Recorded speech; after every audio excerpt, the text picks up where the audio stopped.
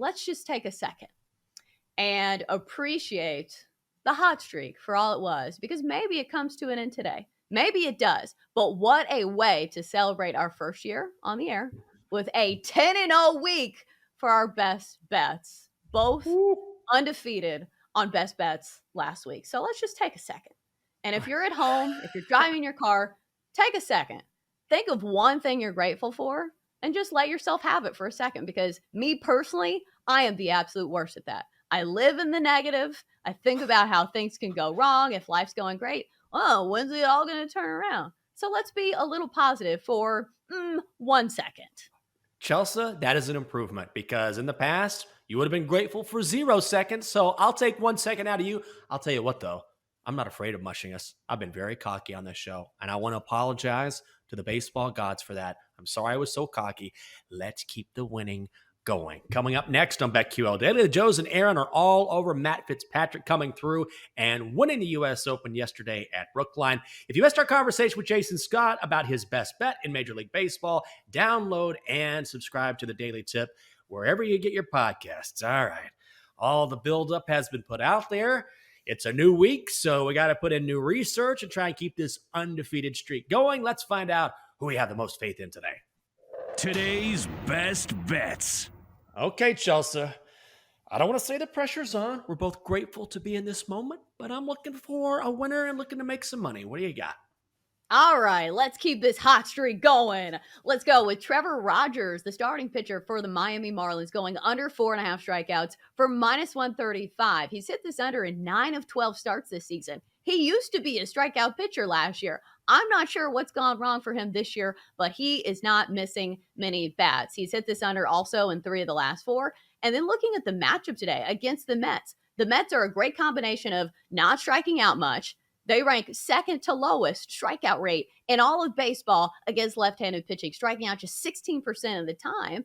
And they're also a good hitting lineup against left-handed pitching, ranking 8th in overall batting average against left-handed pitching. So you get the combination of them not striking out much and also the ability of this Mets lineup to possibly get him out of the game early. So if you can't go deep in the game, it's much harder to hit this number. And the only times he's hit this over are against some of the most strikeout prone teams in all of baseball, against the Brewers and against the Braves, 2 strikeout heavy teams. Against the Nats, he got 5, but still their strikeout rates are nowhere near as low as the Mets. So I'm going to go Trevor Rogers, starting pitcher for the Miami Marlins, under 4.5 strikeouts for -135. Best bets. Love it. Chelsa, Royals Angels is where I'm going here. Now, we've got Chris Bubik going up against Noah Syndergaard. And right now, the Royals are +150 on the money line. The Angels are -185 with a total set at 8.5. I thought about maybe taking a side, maybe taking a total, but instead, I'm going with Run Line Jenkins. Run Line Jenkins is back. People ask me, why do you only bet on the run line? That's how we do it down here in the bayou. I've seen some tough times, but the one thing I can do is make you some money on the run line. 8 straight winners on the run line. Chelsea, 10 straight winners. I'm so hot, the only thing that can cool me down is the swampy waters down here near New Orleans. I'm going back to the run line today. Okay. I get it. The Angels are not a high-scoring team. They have issues in their lineup. Anthony Rendon is out for the season. They strike out a lot. However, I am fading Chris Bubik here for the Royals. I faded him last week. That was a winner on the run line. This guy gets hit around, and he gets hit early and often. He's allowed 26 runs in his last 28 innings. His ERA on the road, Chelsea, even worse than his 8.36 ERA. It's 9.72 on the road. He does not last long, and he's going up against Noah Syndergaard. No, Noah Syndergaard has not been the player we've seen in the past, but do not let his record deceive you. He has pitched very well. He just hasn't been getting run support.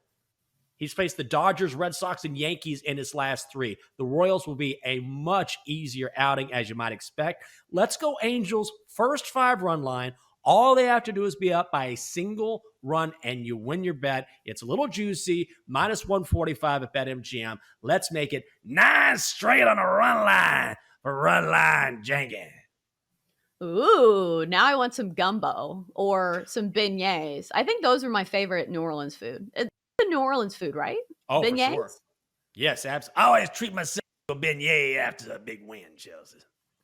A beignet and a cigarette. That sounds right up your alley.